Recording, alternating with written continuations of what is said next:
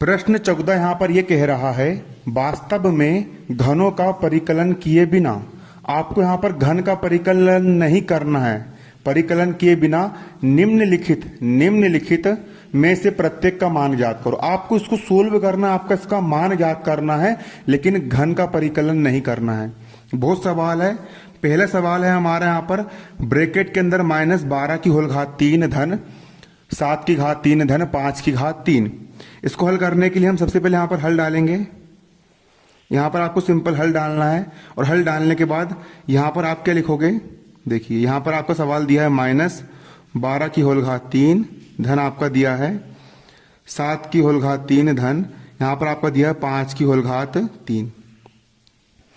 एक काम करो, सबसे पहले यहाँ पर ऋण का 12, यहाँ पर धन 7 और यहाँ पर 5, इन सबको जोड़ के देखो। यहाँ पर आप सभी इन सबको जोड़ के देख सकते हो। तो आप लिख देंगे चूंकि यहाँ पर ऋण का 12 धन का 7 धन 5, ऋण का 12 7 और 5 जोड़ के देख लीजिए इसको। ऋण 12 का यहाँ पर हो जाएगा ऋण का 12, 7 भी धन का 5 भी धन का, तो 7 और 5 कितने हो जाएंगे 12। ये भी हो जाएगा धन का, 7 और 5 दोनों का हो जाएंगे धन का 12। तो ऋण का 12 ये हो गया, 7 और 5 यहाँ पर धन का 12। तो ऋण के 12 से धन का 12 कट गया और कितना बचा यहाँ पर, सिर्फ 0 बचा। ऋण के 12 से धन का 12 यहाँ पर कट गया, सिर्फ कितना बचा, 0 बचा। क्लियर। देखिए एक फॉर्मूला होता है, यदि x धन y धन z का मान अगर 0 होता है, ये हो गया हमारा x ऋण 12, ये हो गया हमारा y धन का 7, ये हो गया हमारा z धन का 5। अगर इसका हल करने पर इसका मान कितना आता है, 0 आता है।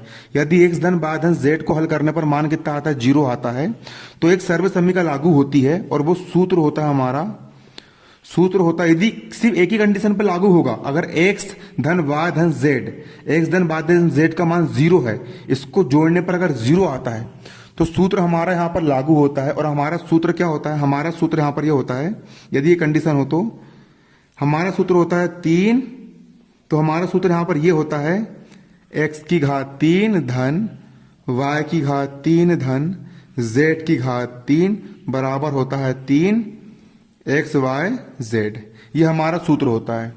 मतलब कि देखो x की घात 3 धन y की घात 3 धन z की घात 3, ये हो गया हमारा x की घात 3। x की घात 3 मतलब ऋण y की घात 3, यहां लिख देंगे हम कितना, ऋण y की घात 3। x की घात 3 मतलब ऋण 12 की घात 3, x की घात 3 मतलब लिख देंगे ऋण 12 की घात 3 धन y की घात 3 यानी 7 की घात 3, 7 की घात 3 धन z की घात 3 मतलब 5 की घात 3, 5 की घात 3, यहां हो जाएगा 5 की घात 3 बराबर का बराबर 3 का 3 गुणा x का मान कितना है, ये x की घात 3 धन y की घात 3 धन z की घात 3। x का मान है ऋण 12, x का मान है ऋण 12 इंटू y का मान है 7, तो y का मान रख देंगे यहां पर 7 इंटू z, x की घात 3 धन y की घात 3 धन z की घात 3, z का मान है हमारा यहां पर 5, तो z का मान हम यहां पर रख देंगे 5, रख दिए हमने मान, बराबर का बराबर ऋण का ऋण 12 गुणित 3, 12 में 3 का गुणा करो तो 12 गुणित 3, 12 कम 12, 12 दूनी 24, 12 3 36, 12 तिया कितना होता है यहाँ पर 36 होता है गुणा 7 गुणित 5, सतापना होता है हमारा कितना 35, सतापना 35, 12 तिया 36, ऋण का ऋण।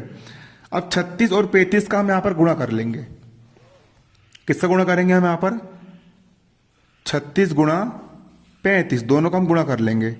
5 का गुणा इससे होगा, 5 6 का 30 का 0 हासिल का 3, 5 3 15 16 17 18, 180 आ गया कट पीट, 3 6 18 का 8 हासिल का 1, 3 3 9 और 1 10, 0 का 0, 8 दूनी 16 का 6 हासिल का 1, 1 और 1 हो गया 2 और 1 का 1। देखो इन दोनों गुणा करें कितना आया, 1260 आया। तो यहां पर हम कितना लिख लेंगे, ऋण का हो जाएगा ऋण 36 गुणा 35 हो जाएगा यहाँ पर 1260, और ये हो गया आपका आंसर। देखो डायरेक्ट इसका मान मतलब ऋण 12 की घात 3 धन 7 की घात 3 धन 5 की घात 3, इसका मान ज्ञात करने को बोला था। इसका मान कितना आ गया, 1260 निकल करके आ गया। इसका स्क्रीनशॉट ले लो और कॉपी में इसको आपको नोट करना है। देख लीजिए अच्छे से ये। अब इसी का अगला सवाल है जस्ट, वो भी सेम बिल्कुल इसी के जैसा है। इसको समझ लोगे तो आपको अगला सवाल भी बिल्कुल स्पष्ट समझ में आ जाएगा। देखिए क्या है हमारा अगला सवाल, इसी का हमारा दूसरा सवाल है। इसी का हमारा सेकंड क्वेश्चन क्या है, हमारा दूसरा सवाल क्या है, देखिए 28 की घात 3 सवाल है हमारा। 28 की घात 3 धन ब्रैकेट में माइनस 15 की घात 3 धन ब्रैकेट में माइनस 13 की घात 3। यहां पर हमारा क्या दिया हुआ है, यहां पर हमारा ये सवाल दिया हुआ है। इसको हम क्या करेंगे, इसको हम हल करेंगे। हल करेंगे, सवाल यहां पर ये दिया है। सबसे पहले हम यहां पर लिखेंगे दिया है। दिया है सवाल में क्या दिया आपको, आपको सवाल में दिया है यहां पर ब्रैकेट में 28 की घात 3 धन ब्रैकेट में ऋण 15 की घात 3 धन ब्रैकेट में ऋण 13 की घात 3 ये दिया है। इसको हम एक बार जोड़ के देखें, क्या जोड़ लेंगे। यहां पर लिखेंगे हम चूंकि, अब जोड़ेंगे हम। पहला पद क्या है हमारा 28 धन, दूसरा पद हमारा ऋण का 15, ऋण का 15 धन, तीसरा पद ऋण का 13, ऋण का 13। इसको हल करके देखते तो अगले स्टेप में बराबर 28 का 28 धन कोष्टक ऋण, मतलब धन गुणा ऋण, और धन गुणा ऋण ऋण होता है।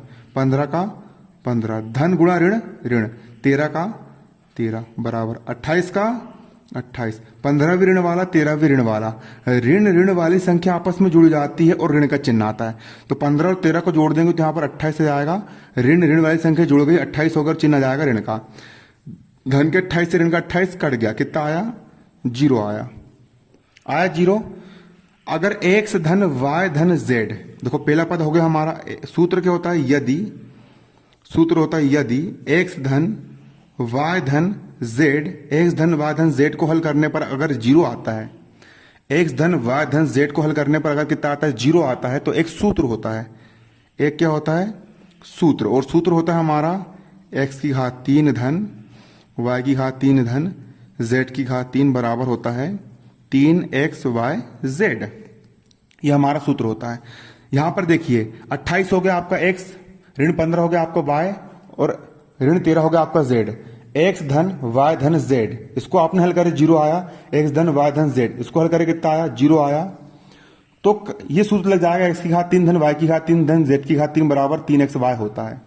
x की घात 3 मतलब 28 की घात 3, x की घात 3 मतलब कितना 28 की घात 3 धन y की घात 3, y की घात 3 मतलब ऋण 15 की घात 3, y की घात 3 का मतलब क्या होगा ऋण 15 की घात 3 धन z की घात 3 मतलब, z की घात 3 मतलब ऋण 13 की घात 3, z की घात 3 मतलब यहां पर जाएगा ऋण 13 की घात 3 बराबर का बराबर हो गया। x की घात 3 धन y की घात 3 धन z की घात 3, x की घात 3 धन y की घात 3 धन z की घात 3 बराबर बराबर क्या होता है 3 का 3 गुणा, इसमें कोई चिन्ह नहीं मतलब गुणा का चिन्ह। x का मान कितना है, x का मान है 28, तो यहां पर कितना जाएगा 28 इंटू y का मान यहां पर कितना है ऋण 15, तो y का मान यहां पर कितना जाएगा ऋण 15 इंटू z का मान यहां पर कितना है, z का मान यहां पर ऋण 13 है, तो z का मान कितना जाएगा ऋण 13। क्लियर हो गया। x की घात 3 धन y की घात 3 धन z की घात 3, हल करने पर कितना आ गया 3 x into Y into Z, X into Y into Z. अब हल कर लेंगे बराबर का बराबर 3 गुणा 28, यहां पर है 3 गुणा 28। अब देखिए यहां पर ऋण गुणा ऋण, और ऋण गुणा ऋण क्या होता है धन हो जाता है, ऋण गुणा ऋण हो जाता है धन, तो ऋण गुणित ऋण हो गया धन। धन को लिखते हैं क्या नहीं लिखते, गुणा 15 का 15 गुणा 13 का 13, ऋण गुणा ऋण हो गया हमारा धन। अब कर लेंगे गुणा, 28 गुणित 3 है मतलब 28 में 3 का मल्टीप्लाई करेंगे, कर दो 28 में 3 का मल्टीप्लाई करो, रफ में करना है आपको यहां पर 28 गुणा 3, 8 3 24 का 4 हासिल का 2, 3 दूनी 6 7 8, कितना आया 28 तिया 84 होता है। 28 गुणित 3 कितना आया आपका 84, गुणा का गुणा 15 गुणित 13 करना है, 15 गुणित 13 करके देख लीजिए यहां पर रफ में पेपर में ऐसा नहीं करना है बाजू में करके, है ना, रफ में करना है पीछे साइड। मैं यहाँ पर आपको यही करके दिखा रहा हूँ। 15 गुणा 13 कर लीजिए। 13 पंचे 65 का 5 हासिल का 6, 13 कम 13, 13 और 6 कितने हो जाएंगे 19। 15 गुणित 13 कितना आ गया आपको 195। 15 गुणित 13 कितना आ गया 195। अब अगली स्टेप में इन दोनों मल्टीप्लाई करें, जी आया, इन दोनों मल्टीप्लाई करें, ये आया। अब अगली स्टेप में 195 में 84 का मल्टीप्लाई कर लेंगे। तो यहाँ पर हम कर सकते हैं 195 मल्टीप्लाई 84 84। 4 पंचे 20 का 0 हासिल का 2, 9 चौ 36 37 38 का 8 हासिल का 3, 4 एक कम 4 5 6 7 गुणा 58 40 का 0 हासिल का 4, 8 9 72 73 74 75 76 का 6 हासिल का 7, 8 एक कम 8 8 और 7 15 जोड़ लेंगे, 0 का 0 8 का 8 6 दूनी 12 13 का 3 हासिल का 1 7 5 और 1 6 1 का 1 कितना आया 16,380 आया। कितना आया 16,380। आपने इन दोनों गुणा करे, तीसरी क्लास में सीखे होंगे, गुणा करने पर कितना आया 16,380 और यही हो गया आपका आंसर। इसको आपने हल कर लिए, ये वाले पद को। कितना था यहाँ पर 28 की घात 3 धन ब्रैकेट में ऋण 15 की घात 3 धन ब्रैकेट में ऋण 13 की घात 3। इसको आपने हल करे कितना आ गया 16,380। इसी को हल करना था। ये वाला पद आपका, ये वाला पद है, स्क्रीनशॉट ले लीजिए आप। ये है ना।